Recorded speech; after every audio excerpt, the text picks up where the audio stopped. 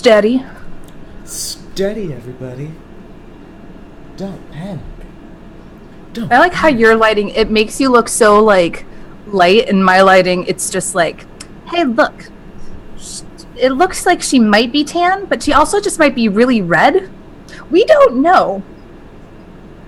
It's just two very different. Like, your skin just looks flawless. Oh, well, thank you. It's going to be very interesting to have these two sides of the show. The one we're streaming live on Twitch, and the one that's going to be released as a podcast. So right. Yes, if you don't know, we're beautiful. Hi, welcome to Queers and Quaggoths. Oh my God, hi. Hi. How are you guys? This is a D&D podcast. They can't answer you. They can't answer you in the podcast form. We have to dive into two different worlds here. Yeah, I always forget about that too. That like eventually people like they're not going to be watching us live; they're going to be listening to us. So when you are listening, just know that we are beautiful. We are beautiful, and that we say hi. And we say hi. We're very friendly. Yes, we Unlike try. Some of the customers we'll be dealing with in today's episode. Yeah.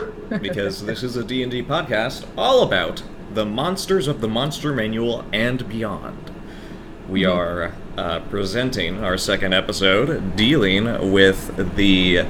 I don't know if you can call them classical, but the... Now what... How do you pronounce this? I'm going with the grungs. The grungs. It sounds like grunge, but I don't want it to be grunge like grunge music. You know what I mean? Well, that'd be the perfect class for them. The punk bard. Yes. Oh my gosh. Yeah. Yes. It'd be. I don't think they could headbang with any hair, but. They could totally. You've got wigs. They can get their hands on some nice. I don't know, jungle grass, make themselves a nice wig. Oh, that's such a good idea. Okay, we're getting ahead of ourselves. Hi, by the way, my name is Four. Oh, and I'm Abby. Hello. Yep, and we are... That was a motorcycle that was going by. Was it now? Yeah. You'll hear some of that sometimes. I look forward to it. Amongst other things that we shall be discussing. One of which being how to start. How do we start with the Grung. I'm gonna look this up here. Just a second. We're gonna look this up. Let's see. How we need a bot narrator. Bot. I know. Text to speech. Yeah. Because I need to get this out of the way, or else it's going to. It's going to horrify me this entire time. Okay. Let me see. What characters can we get?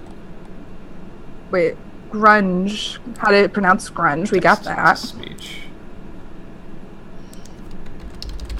Let's see. Let's get Allison from the U.S. Grung. Okay. She says grung. Grung. Grung. Let's have Fiona from Scotland. Okay. What? Grung. Grung. Grung. Grung. Let's have a male take on this. Let's get Tom from the U.S. Grung. Grung. Grung. Okay. That's how all males in the U.S. talk. Grung. Grung. We wanna we could get Moira from Ireland. Moira. Grung. Grung. We seem to have a consensus here. Alan, Grung. What do you have to say? Grung. I couldn't hear Alan. What did Alan say? He said. Grung. Grung. Okay, thanks, Alan. Good input. Good input. I like it. I approve. What are grung? They are grung. Are these adorable humanoid small tree frogs? Tree ribbits.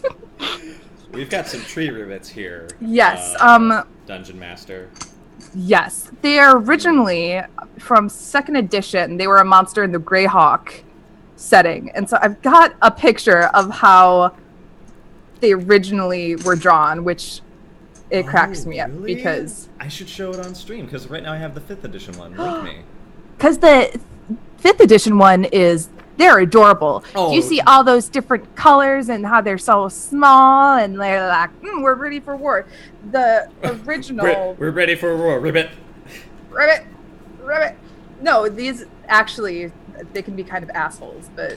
Oh my god, these are little assholes. Oh man, they're just... Look, 2nd edition. I don't even know if that's from 2nd edition. Look. Wow, that actually looks a lot more scarier than this. Right? That's I would not want to meet that in a dark alley. These little guys, I would love to meet them. Yeah, I would pick right? them up and take them home with me. I know, they might enslave you, but whatever. Like, whatever. Whatever, it's fine. So adorable tree ribbits. They live in the jungle. So I do know that Chult is a setting in the Forgotten Realms that recently got the Tomb of Annihilation. That has them appearing in it. It's a very moist and meaty place. Moist and meaty.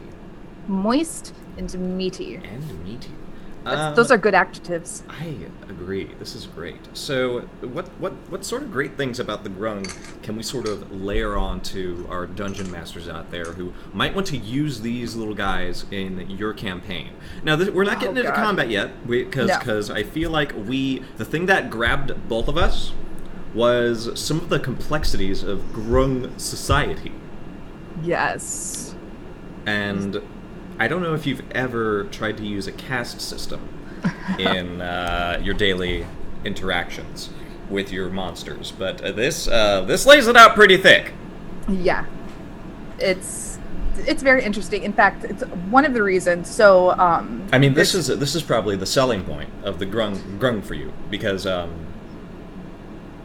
it's probably their most prominent feature in their layout. Like a good page of their 2-page spread is dedicated to this cast. Yes, system. And I feel like as a DM and as players, I feel like the cast system kind of lays out the groundwork for how these individual Grung, or the Grung as a whole, are just how they act. For the most part, they're always lawful because of that caste system, almost always lawful, and they tend towards lawful people. I really appreciate lawful monsters. Let's just say that.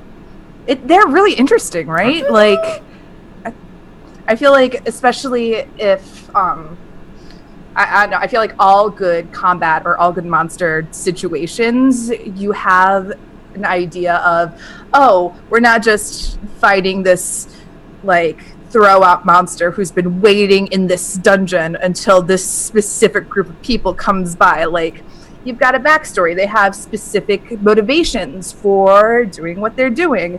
You'll be able to understand what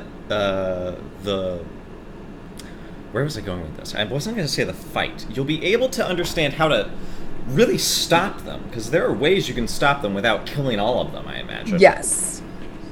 Which would be hard, because I feel like a lot of times these Grung do combat in groups. They're sadistic.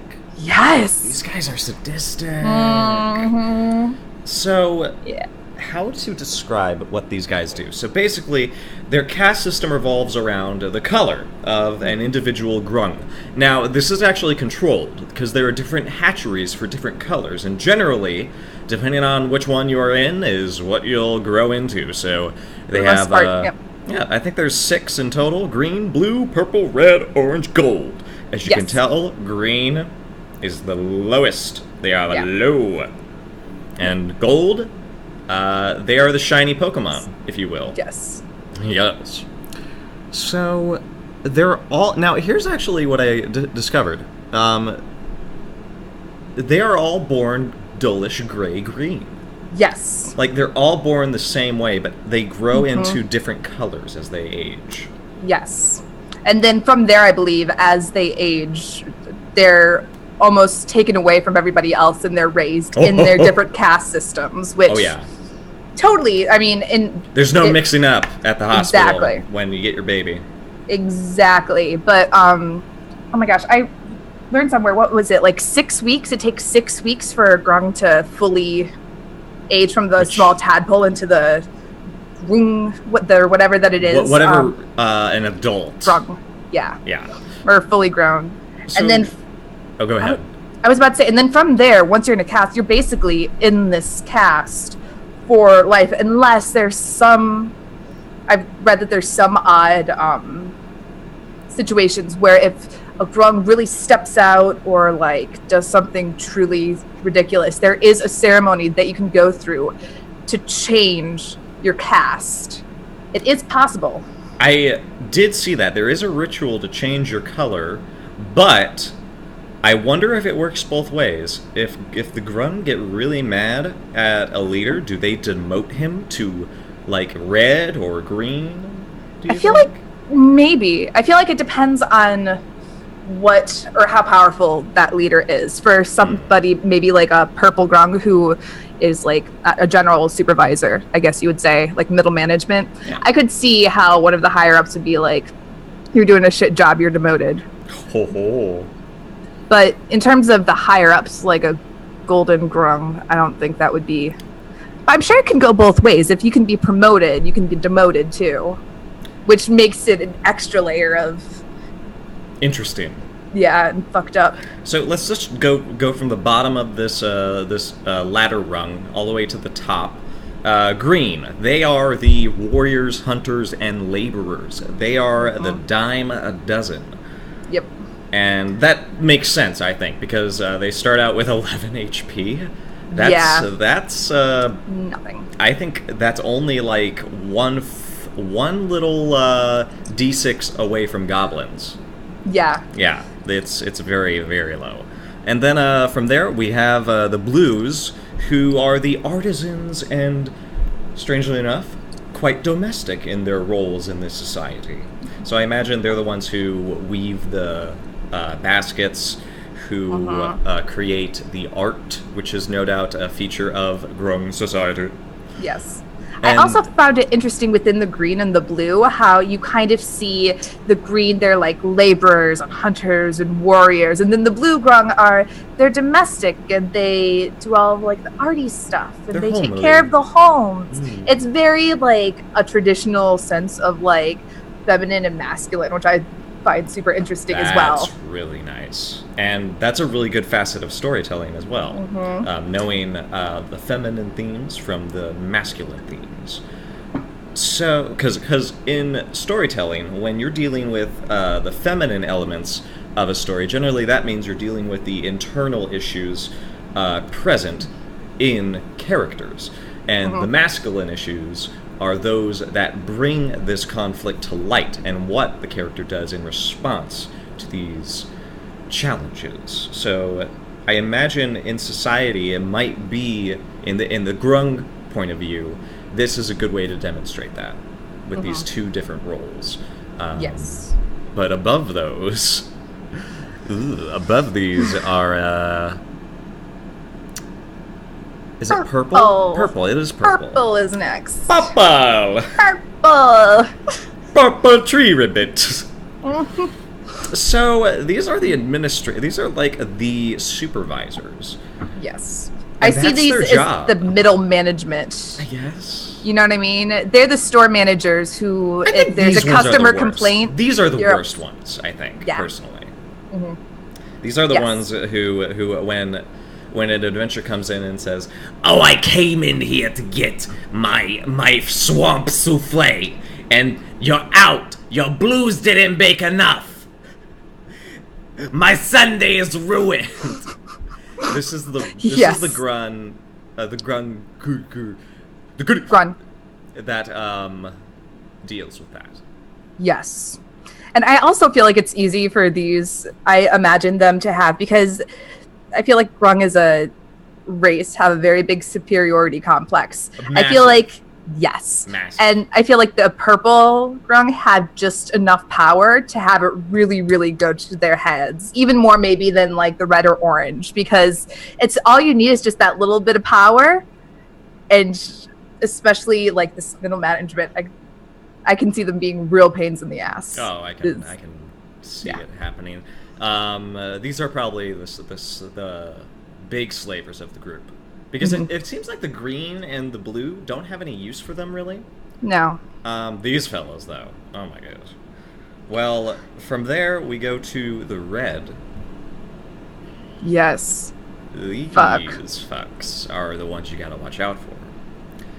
The red are the magic users. They are the smarty ribbits. They're the scholars. They get to study and they know magic because they're so cool. They're also called wildlings, actually, which sort of sets a nice precedent for as smart as a Grung might be. That is used to devastating effect. They are not searching for the cure to the dwarven flu. No, they are there to see how they can get more dwarves under their hut. Yeah. And also not only that, but to protect their tribe, essentially. Yeah. Which is interesting because I feel like, as what I read, they're respected even by some of the higher castes, because I feel like in battle or whatever, the red probably would have a lot of good combat abilities, which would make, the orange and gold, I feel like, have got a respect for the red Grung. I feel like they're like the pillars of the community. Because the orange and gold are the leaders. They are like the deciders of this individual tribe that you might find. They are the ones who will make basically the elite warriors of the group. They are, while they may not be the magic savvy, they are tough puppies, let me tell you. Holy shit. Yeah, the elite warriors. I cannot wait to get to the elite warriors, my god. Oh. The stat block is devastating. It's ridiculous. I totally... You totally... There's no words. And it's funny because I find that even combat-wise, when you do it the right way, and probably when you have, a good enough, group of these Grung, even, the green or blue Grung can be pretty devastating because of some of the features that they have.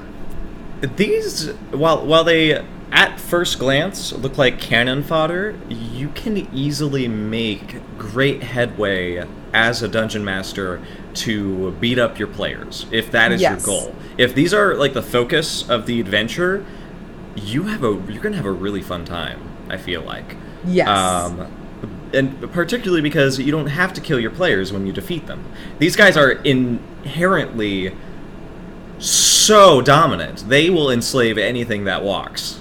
It says right there, these guys are slavers. And not only that, it grants this new adventuring opportunity, I think. Your players now have to escape. That's going to be difficult because their Grun are tree ribbits. You know what that means. They're tree ribbits. They're poisonous. Yes. They're poisonous. Amazing. They have poisonous skin. They poison all their fucking weapons. And I love it because I've read somewhere that some of the poisons make you do really odd things depending on what poison. Depending on not only what poison, but what color of Grung poisons you. Some of them make you more complacent, so they use this poison to keep their slaves in line sometimes. Make them enjoy being lesser creatures amidst these tree frogs. I've read somewhere that there was one that just made people shout. Actually, yeah, I think that is the, which one? It's the blue. Yes! It's the blue. You have to shout loudly, or otherwise make a loud noise at the start of and end of the turn. They must do it. I love it. It's a compulsion. It reminds me of a mushroom in the Underdark that does the same thing. I was about to say, I find it's really, really interesting. I'm finding a lot of correlations with the caste system and the different powers with Slatty and the different color Slad. Now, this is actually a little bit more in depth than the Slatty, and we'll get to the Slatty someday. Someday. Because the Sadi also have this caste system based on colors, but unfortunately they are literally in it for life. And not only that, I don't think they really give birth. I don't think they have hatchlings. Well, kind of. But we'll get to that when we get to that. Yeah. It's kind of a hatch. Bean. So, there's one particular caveat to everything awesome we just told you. And that's because these are wet boys and girls. They need water. Yes. It's true. Like, have you ever taken a gecko or a little froggy, and like you're like, it's so cool, I'm gonna have a pet, and then you put it in your sock drawer so your mom doesn't find it, and like a day later, it is like dead gecko, and you caught bugs for it. You did everything you thought you were supposed to do, except you didn't water your frog. Yeah. And you didn't know. You were little. You were 8 years old. You didn't know any better. You were just like, this sock drawer is really nice. There's some it's soft, so soft. socks It's in nice there. and warm. It won't escape. I actually did. My little brother got a gecko once. Oh, and that gecko was loose in our house. No! For months and months and months. Afterwards, we found it just chilling, like, towards the back of our couch, still alive. So we got it, put it back in a little habitat. Well, that was just an extended vacation, I guess. Apparently. What color was it? I want to say, like, a greenish gray. Greenish? Yeah. Bottom of the caste system, I see how Okay. it is. Mm-hmm. Well, these kids, these frog boys and girls, if they fail to immerse themselves in water for at least 1 hour, they suffer one level of exhaustion every day. Yeah. Until they die. It's basically like every long rest, they should be submerged underwater. Yes, for an hour. They have to be, like, submerged. You can't just pour a water skin on them. No. Oh, boy. Yes. These So kids. that is not a good thing. But then there are also other things that makes up for that. I feel like out of the race, that's the only one thing besides the caste system and the societal problems with caste systems. But We are experts, you see. yes, obviously. Let us talk about society now. No. But besides that, I can't really think of any. That's their only really big disadvantage, Yeah. I feel like. You know what I mean, if they're not in a swampy area, then they're in trouble. But if they are in their element, which I honestly don't see any reason why they would want to expand outside their territory except to get more slaves, that's really it. Yeah. That's really all I can think of. Which I also find for such dominant creatures who are so keen on enslaving others, which is another thing that though you did make a good point in terms of like having a good enemy for players that won't kill you. I could see how like the slavery thing works out, but I feel like a lot of monsters, a lot of races of monsters are just kind of like, oh yeah, they're slavers. These guys Like- makes it feel like they are. Yes. Because they're just notably self-righteous in their survival. And it's sort of like, it mentions somewhere that even the green ones and blue ones are lazy, so like if they can get someone else to do their job for them, they will. They totally will. Yeah. Which I can totally dig it. I can understand that. So this is going to be an enjoyable combat encounter. But how would you run the Grung to your players? Well, there are a few things you have to understand. Is you got to mix it up. You got to mix up the stat blocks if you want to make them really devastating as a dungeon master. Now Yes. we always start with the basic Grung, and these guys, number one thing you want to know is that they are immune to poison. Any poison Yes. damage. They cannot be poisoned. This goes for each Grung that we're going to list. It also all of them have really low AC. The highest I saw was 13. Yeah. You can slap these guys really easily. So Yes. don't worry about your players having trouble rolling to hit. And it's going to be really easy. You want to have a lot of these guys, and that's how I think they would roll. They would roll in packs of like 8 to 10, maybe. Yeah. And the challenge of your players is, can they kill all of them in time before they get whacked down to nothing? But you also want to remember, these are not just like regular goblins who have a D4 dagger and they'll poke you with it every turn. These are good. And they use every advantage they have in every combat. They may be lawful evil chuckle ribbit buddies, but they're evil. They're sneaky. They're sneaky, they're keen, and they will poison their own fucking spears and daggers. And this is the worst part of this monster if you are a player. Every attack they do essentially poisons you if you don't succeed at a Constitution saving throw. What? The basic... It's so good, yeah. Yeah, the basic Grung does a D4 with their dagger, but then they do 2d4 of poison damage if you happen to fail. So that's a lot of damage for level 2 characters even. Yes. And if there's 10 of these Grung, that's 10 Constitution saving throws that they can make that you'll eventually will likely fail, because Constitution is one of those those ability scores that nobody really takes seriously.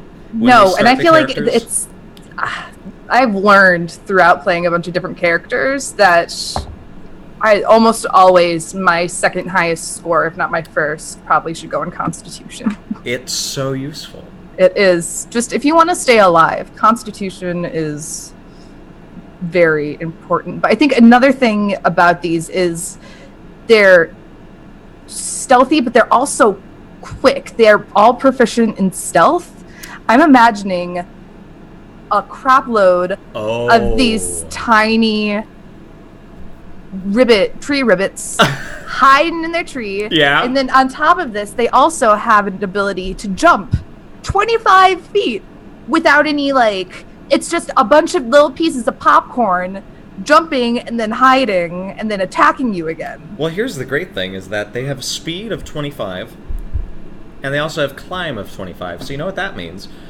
They don't have to roll anything in order to... They attack you, they disengage, and then they jump. They basically can move in 3D space as long as there's something to get onto. If you put them in their home turf, they can just jump up onto a tree and just stay up there, and then stealth, and then go hide again and get around you guys to flank. These guys can also breathe air and water, so they could be everywhere, quite honestly. It's 25 feet.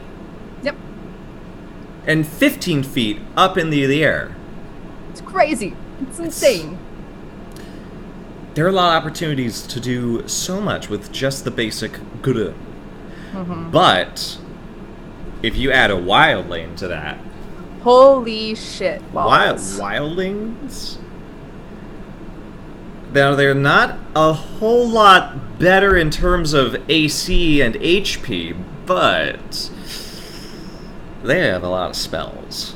A lot of really good spells.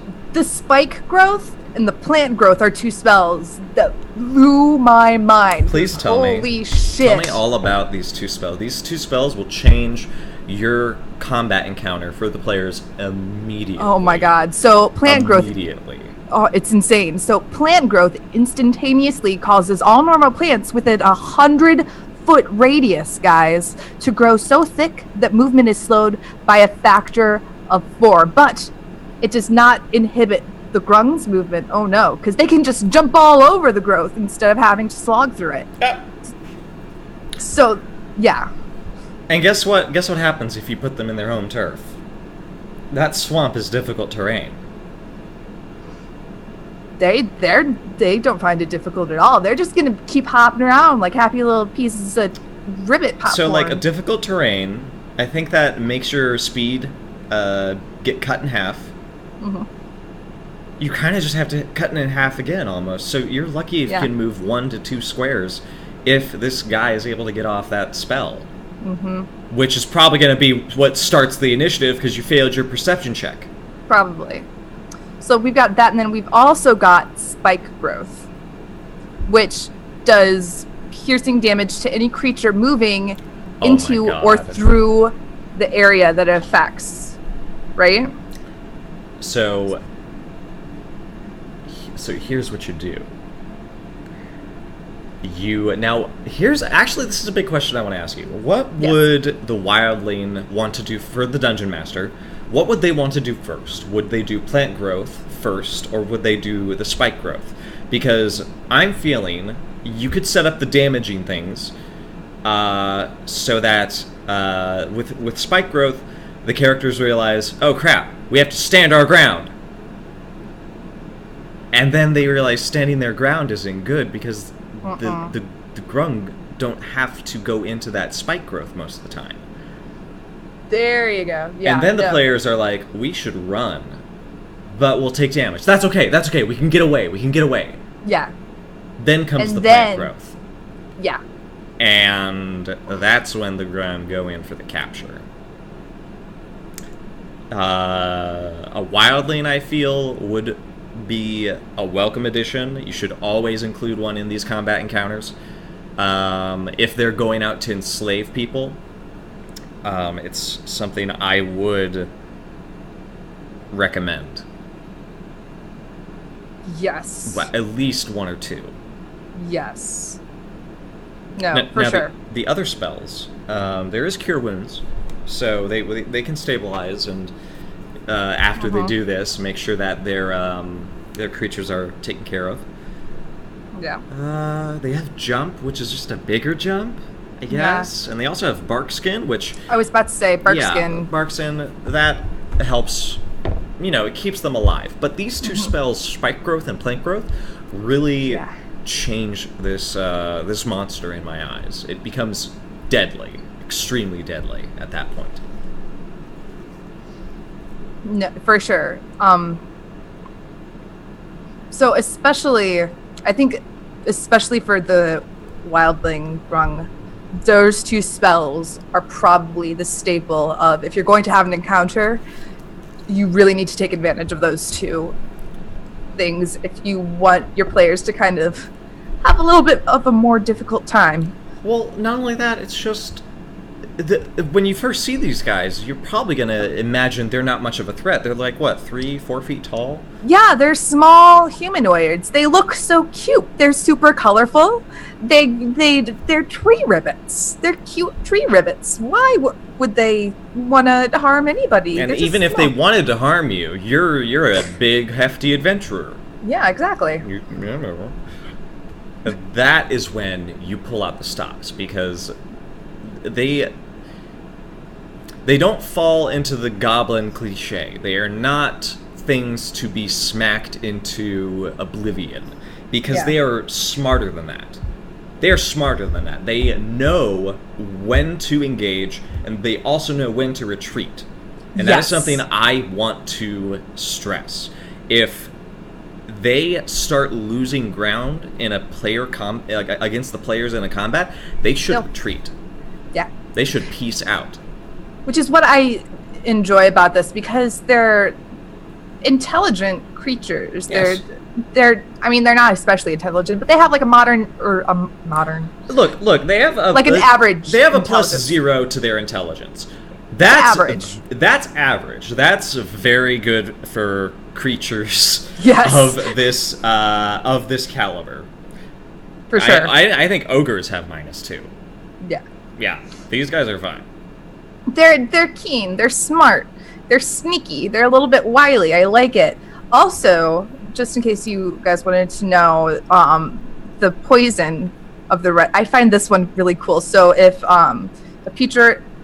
if you're basically affected by the wildling's toxin or whatever, you're overcome by hunger and use your action to eat any food you can get. That's right. I forgot. Any food you can get. And see, I'm wondering, because that can go a lot of different ways depending on how both the DM's imagination goes and the player's imagination goes. Because, like... Like, I wonder, do the Grung poison them with the red toxin and then just throw, like, bananas on the floor? You could totally do that. And, like, enslave them while they're gobbling it up? Yeah. I think that's actually... If you want to use the Grung poison variant, instead of doing damage, you use that poison. Yeah. I say do it. And then that just makes the combat all the more terrifying. If you fail your Constitution saving throw, you eat those bananas, and you can't do anything as they collar you up and drag you away. Because you're so hungry, you got fucking eat those bananas. You eat a banana. Mm-hmm. Just got Talk with your mouth full. Like, save me! And when we come to the Elite Warrior, these are the orange Grung. Yes. Now, these guys have 49 HP. Yeah. That's very beefy. They also... Beefy Grung. ...have everything that the other Grung have. They also have poisonous skin, so you can't even grapple these guys, or else you get poisoned. Yep.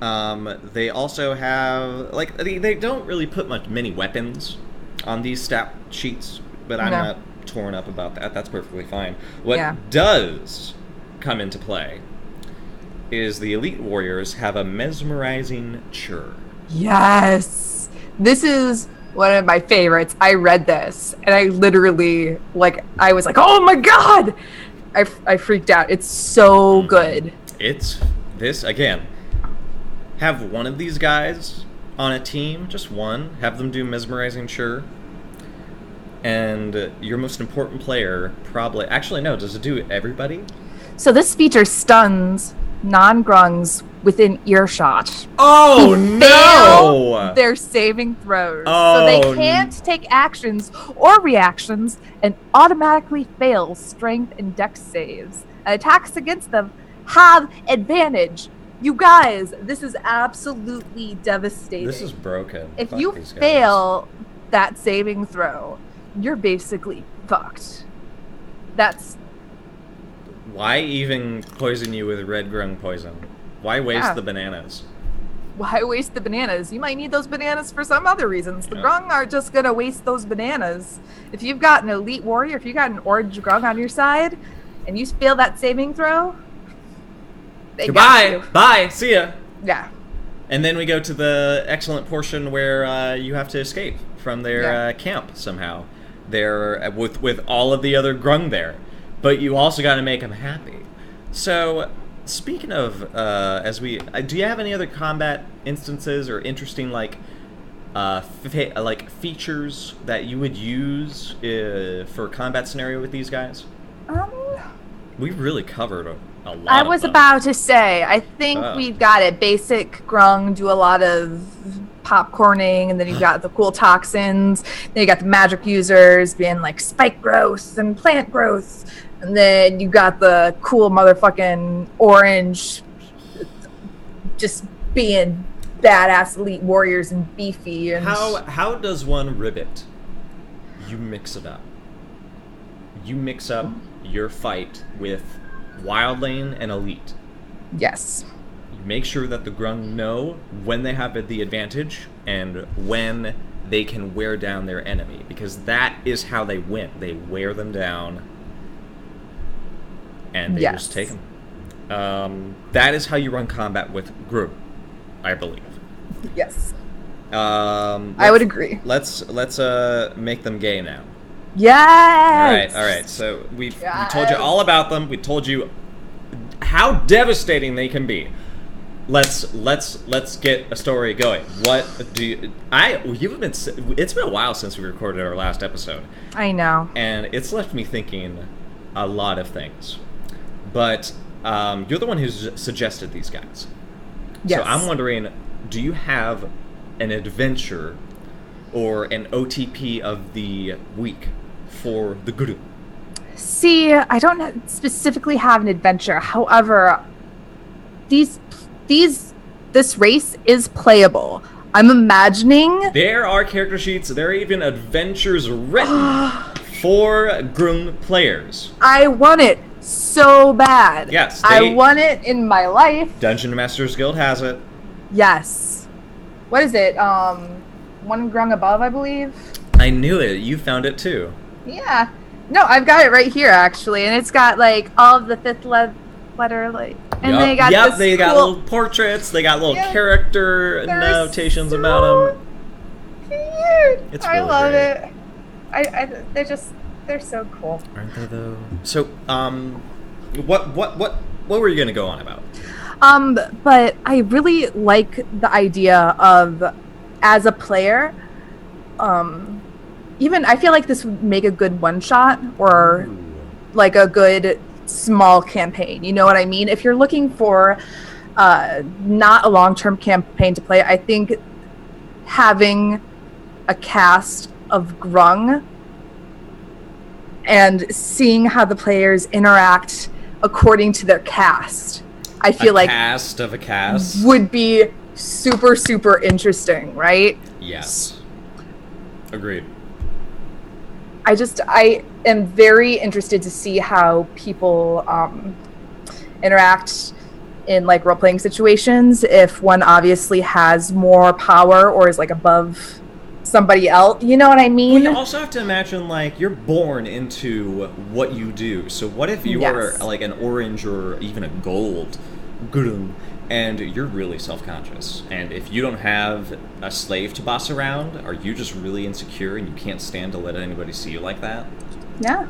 And see, that's actually the OTP I was thinking about. I don't have any names because I'm terrible with coming up with names. I mean, but, that was what Alan told us. Let's just type Grung from Australia. I think we could just slam some buttons. Yeah. So, oh. Could be. Stop. No, it's a name now. So you've got a higher Grung on the cast. So either I'm thinking maybe like a red Grung, but if you're born into this caste system, and I'm sure, and you're kind of taught by birth, like, oh yes, this is your place, and you are born into this caste system because you've got these magic powers, or you're an elite warrior or whatever. And if you or your melatonin levels were exactly, and you don't feel comfortable in that position, I feel like that would be a very hard thing to kind of come to terms to. You have to pretend like you know what the fuck's going on, and like you're super confident, and yeah, I can lead all of these other people because I'm a Logan. So I'm imagining this really not competent Grung who is overcompensating, very obviously overcompensating. And so you've got, I'm gonna say probably another blue like or green for the queer guy, but with frogs. Oh, stop! I just finished the second season. Well, I switched it around, so. Oh wait, or is it the other way around? Okay, no, you do your thing. Do your thing. Queer eye for the straight guy. That's queer eye for the straight. Yeah, I did it the other way for some reason. Queer straight eye for the gay guy. How would that work? I feel like gay guys already have queer eyes. Maybe like another queer eye to. Maybe like. Oh, what if you like? What if queer maybe it could be a different backwards is a totally different meaning? Rook. A rook. A rook. A rook. Rook guy for the gay guy. Rook guy for the queer eye. I mean, if you're talking about queer eye, it could be a different kind of queer. You could just have like butch lesbians come in and be like, actually, I don't know. Why? I really wish there was more lesbian shows in that vein, because I feel like it's a demographic I don't have enough media for. I feel like, and it's interesting because I've thought about this a lot in terms of either lesbians or girls being more masculine, or any kind of womanly thing.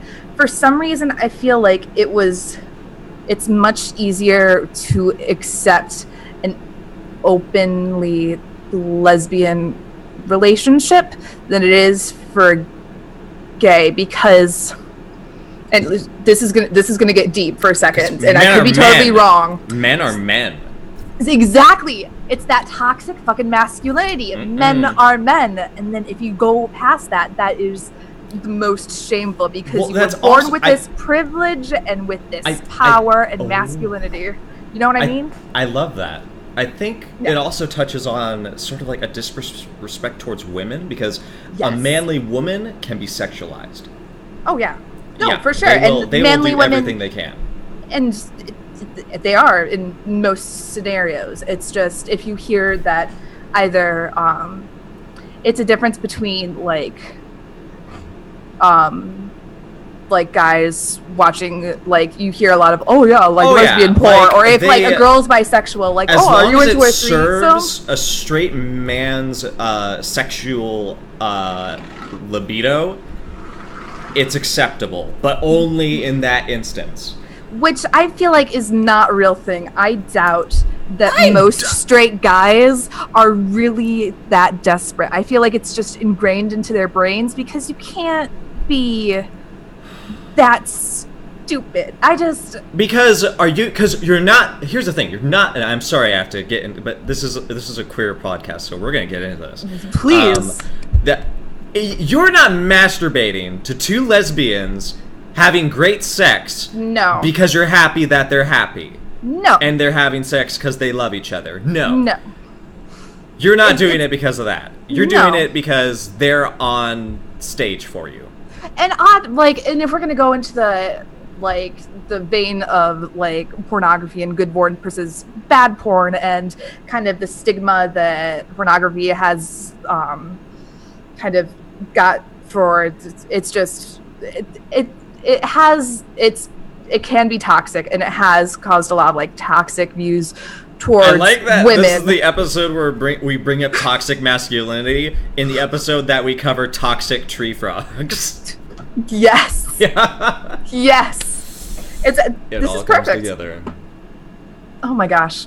Okay, so we have you have in your scenario a powerful Grung who is overcompensating. Because that's what you're insecure. Supposed to do. Yeah. Right? They're insecure in what they know is true. Yes. Insecure in what you know is true. And I feel like this could go for either whatever gender you want to play this. Male, female, I feel like it works on both scenarios. It might be more suited to that toxic masculinity. Maybe, yeah. But I feel like we also don't have enough good either women romance stories around. So you do whatever you want to do, my beautiful queer friends. So you go, Dungeon Master. Yes, you go, Dungeon Masters. So you've got that. You've got and then you've got a green or blue kind of low tier. Ooh. Grung. Someone who is at the bottom of the totem pole, technically, but yes, for some reason, they're able to function, unlike you. Oh yeah, they've got everything under control. They can see through your bullshit. Exactly. They're not intimidated. They can do your job better for you. They know battle tactics better than you. They know that the gold are supposed to hang back. Or not the gold, the orange. The orange are supposed to hang back and get ready for that chur. But even though the other people kind of fear you a little bit, they really have respect and they really listen to this other Grung. And it is absolutely puzzling to this hire. Like, what the fuck? This is a low-life, green, good for nothing, and yet see, so you've got the very confusing, like, I'm supposed to be like that. I feel like it could go into that territory of like, I don't know if I like admire you, or if I just want to be you, or if I hate you. But I just... And it's probably worse because all the other ones are, especially the red ones, are probably judging. Oh, for sure. This feller for Mm-hmm. it. Is feller a female pronoun? Feller. Feller? I feel like feller. Fella? I think feller is a character from a TV show. Ooh. There's, I forget what TV show, but there's like a really geeky character named Feller, and Oh, that's gonna a good NPC name. Feller. Yeah, I love that. Write it down. Yeah, I'll add it to mine. But what is the natural conclusion for this? Especially if they are NPCs, or are they players? Or is this like roles that you give secret notes to the players? You are uptight and you want to boss everyone around, but there is one character that does everything better than you. Yeah. And by the end of the session, you have to decide whether you respect them or you hate them. See, I like that. However, if you're going to put a player in that scenario, I think it would depend. Your players would really have to Love each other. love each other, or come to an agreement beforehand. Like, hey, I have this awesome idea. If you're on hand, I've got this awesome idea for a character. Let's do it together. Instead of the DM being like, here's a suggestion about a character you should play. I want I want you to make grievances against this other player, please. Please. But I'm trying to think of for an NPC. I feel like it'd be interesting if you had the group enslaved with the Grungs for a while, or Yeah. I feel like that would be maybe if you had some kind of long-term or short-term campaign where like It's going to take longer than previously thought. Like, you thought they were going to escape in one session, it takes 5. yes, exactly. Yeah. So you've got the head of this, you just hear squabbles of the head, this red or orange Grung, really, really, really trying Laying to be like into it. fierce and just... That sounded like... Mhm. But then you might hear also some like... Wow. Eventually, this Grung is just so fed up and just needs some help. Finally breaks down. It's like, you need to tell me what you know, because I don't know what to do now, and you need to tell me. And so then there's that moment of connect where they both realize, oh shit, like we could just talk and connect. Like, what if the way they escape the camp is finding a way for the orange Grung to impress this other Grung, and they have to help him look like a leader. Yes. And that is how they will escape. Yes. But even then, I feel like finding a way to impress the Because lower all Grung, maybe. all this orange Grung really needs is sort of like the initiative and the confidence. I feel like it's the confidence. Yeah. And it's the confidence and the need to stop overcompensating and just realize that who you are, you don't have to like put on any airs. Just like tell the people what needs to be done and they'll do it. You don't need to like put on extra shit. But I also, maybe it could be, yeah. 'Cause no, I like that idea. Okay, we need to find a way for you to connect with this lowly And I think that's Grung. then that's in the player's court. The dungeon master may have a few ideas, but honestly, you should let your players Yes. go to town. Which could turn it in all sorts of different directions, which is my favorite thing about any yes. kind of... But no, that's my OTP. I thought about it a lot. And I always love going through ideas with you because you're always like, but this. I'm like, yes, that. I love it too. Can you do the same for me? I am here. I am ready for this love story. I am ready for gay tree ribbits.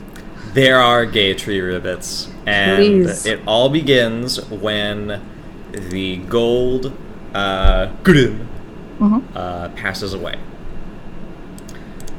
The tribe Rest is in left peace. the tribe is left leaderless, and they elect. I guess they elect. I don't know how their political system works, but I just know there's a caste, and they install a new leader. Problem is, this one's a little bit more aggressive than the last one. And what they start doing is going further out of the territory. And they start attacking more settlements. They discover these things called roads, and they start sitting on them and wait until people get a little too close to the swamp, and they start snatching. And they start growing their slave population rather a lot. And eventually, this leads to some being dried out over time because they travel so far out that they're not able to, since they don't know the area, get into a big water place. And they're too exhausted by that time that they can't make the journey back. So what I imagine happening is, through some means, the adventurers discover these Grung close to death, clearly of no threat. And there might be 3 of them, I think, or maybe just 2, because we might play the lover's angle. And these 2 green Grung are near to sun-soaked death. The players can figure out, oh, we have to bring them to a pond, and then they'll be safe. The Grung can bargain with, we can make you rich if you need that incentive. They can help them be, wealth will make any adventure happen. You can do it. So these 2 lovers offer this to the adventurers. Listen, we're having a lot of trouble with our new leader. And we also know some of the settlements here are having a lot of trouble with this new leader as well.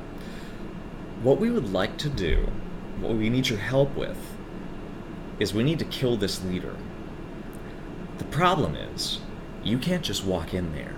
Because if you walk in there, guess what? You're gonna die. And guess what happens if they decide to kill these 2? That's what happens. You should have no mercy. If they wander into this situation. Because, sure. We just spent an hour telling you what's going to happen. Yeah. So these 2 Grung tell them, listen, we'll reward you if you help us. And also, the villages will reward you as well. Because guess what? All those slaves that the Grung have, if you return them, you'll get a big, hefty reward from the villages. And that is how you hook them into this adventure where they travel into the swamp, deep into the depths, fighting all sorts of monsters and Grung that are loyal to this new gold leader. And these 2 beautiful, these 2 green Grung should bond with each other. They might already be, bonded initially. You want to make sure that the players know these 2 are in love. They're going to make, they're going to, spew eggs into, a hole somewhere in the swamp. It's very romantic.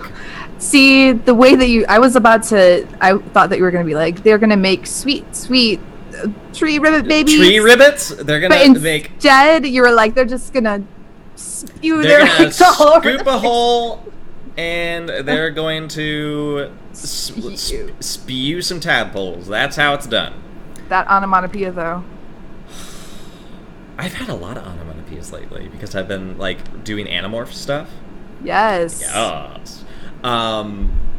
So that is the hook. That is the adventure. You want it to culminate into an assault at the tribe leader's tent in the camp.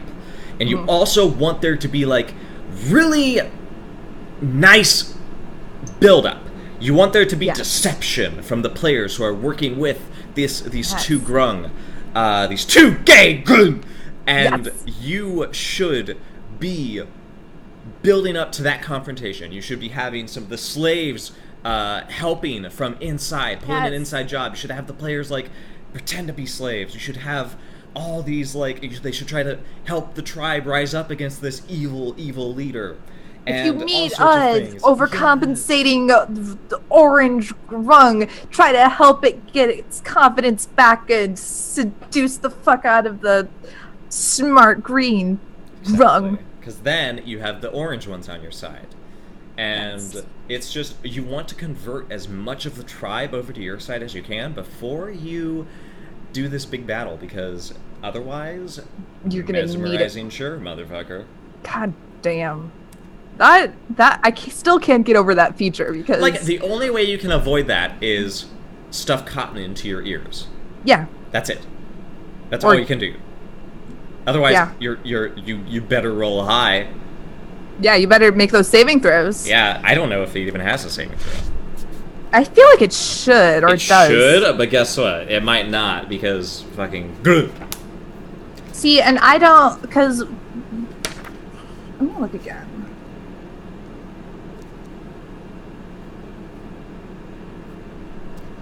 Also, fun fact. Fun fact? A notable Grung is Nog Nog, Nog Nog! one of the 9 trickster gods of Cult. Chult. He was a Grung. Also, Nyang Nyang, Nong Nong. there is a saving throw. Haha! What is there any more information on this Nung Nung? I don't know. It's I feel like I saw an episode where people were interacting with a tribe of Grung, and they had to like do a play for them. Oh. Yeah, it was really adorable and amazing. D&D. Okay, let's see. Nong Nong. Nung Nung.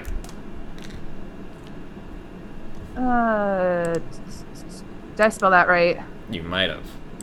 You might have not. I don't think I did. Ooh. Wait. Nong Nong. D-N-D. Or it might be Greyhawk. Who knows?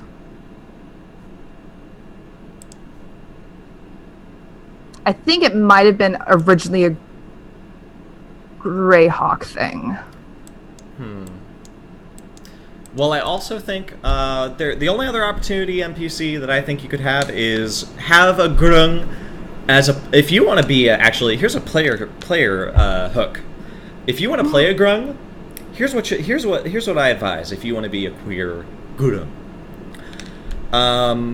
make your character, make your class, then make sure that your Grung wants to impress and be able to love and be mated with another one that is on a higher caste level than you. So Yes. you should play a blue Grung, and you should go on a big adventure to bring back riches and treasure for your tribe.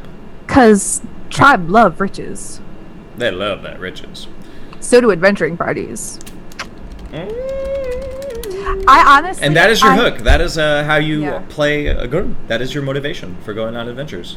I'm imagining all of these adventures, or a lot of the adventures that Grung are a part of. I'm imagining almost all of them similar to the movie The Road to El Dorado. Oh my Yeah. god, yes! The Road to El Dorado, that's a perfect... Right? Perfect. That is perfect. It's so good! I'm so proud of you, Abby. I love that I love movie you. so much. That's so good. It's so beautiful. If you have not seen Road to El Dorado, you need to turn off this podcast Right now. right now. It right might be on now. Netflix. Go check Netflix. Or just go online. You guys Just- know how to get you know movies. How to find these things. LimeWire, right? That's how you find things. LimeWire, yeah. That old thing. You can find a MP3 of that, maybe. Yeah. Said too much. man.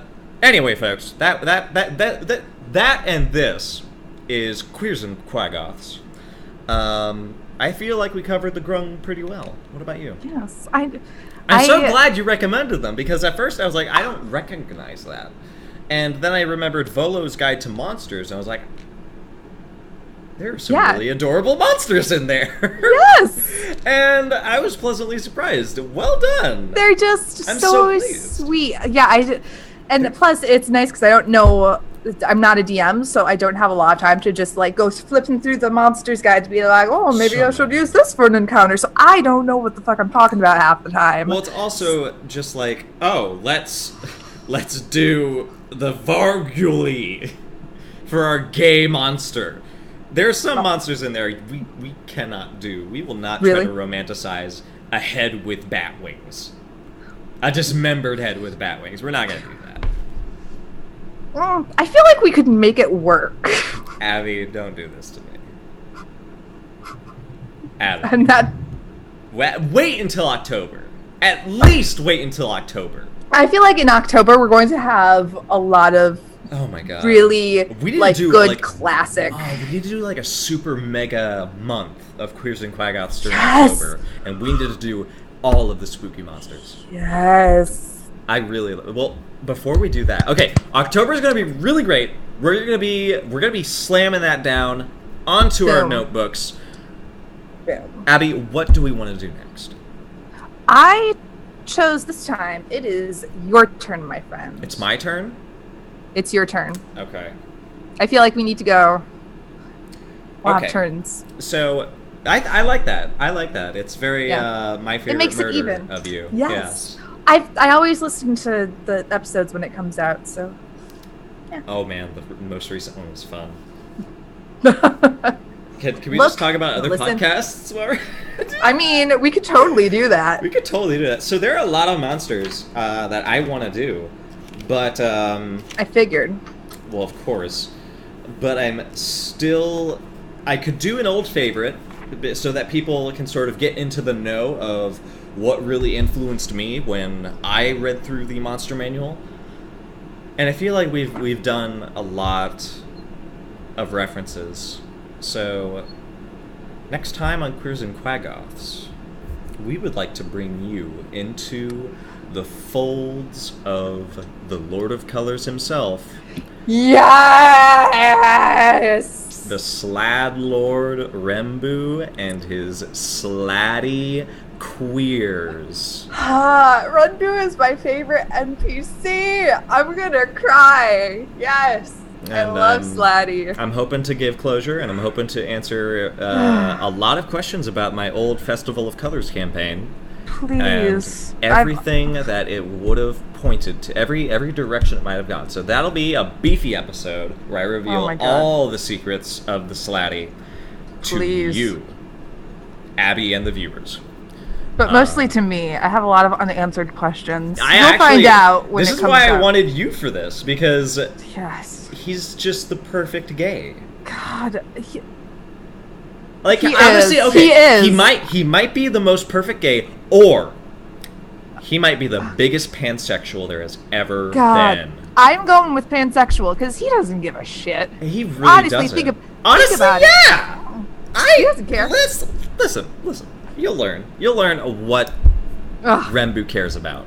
We can't start this right now. We can't start because now that I've kind of confirmed that I do believe he's pansexual, I don't know what I'm going to do with the rest of myself for this interment of time. Oh, I know. I'm going to play Monster Hunter World. Thank you for listening to Queers and Quaggoths. We hope to see you again. This is our second episode. We're going to move on into the future with heads held high and dices slamming into a dice box. I don't know. I really miss rolling dice. I miss rolling dice, clicking the enter button is not the same.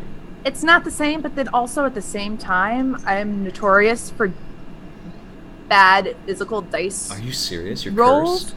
I'm either cursed or there's because I go like this and then they end up falling on the floor and no. See, I don't know. You can't roll dice on a computer and the computer rolls off the table. That doesn't happen. I'm really clumsy, so I feel like with the small dice, there's always some kind of mayhem going on. Where, wait just a second, guys, my dice just roll across the room, and I have to go and see what my roll is. And plus, I feel like another thing because I'm bad at math, I enjoy doing it on the computer, because then you don't have to add in your... That's a good point. Yeah. But, Yeah, I can totally relate. Anyway, how about the thank rest for of you listening. go relate to another podcast, or go ahead and listen to the next podcast that is out right now. I don't have any closing remarks or a tagline or a motto. Just be Stay queer. Stay queer. Stay gay. Yes. And don't forget to kiss your tree rivets. Tree rivets! I hope you all have a great evening. Goodbye. Bye.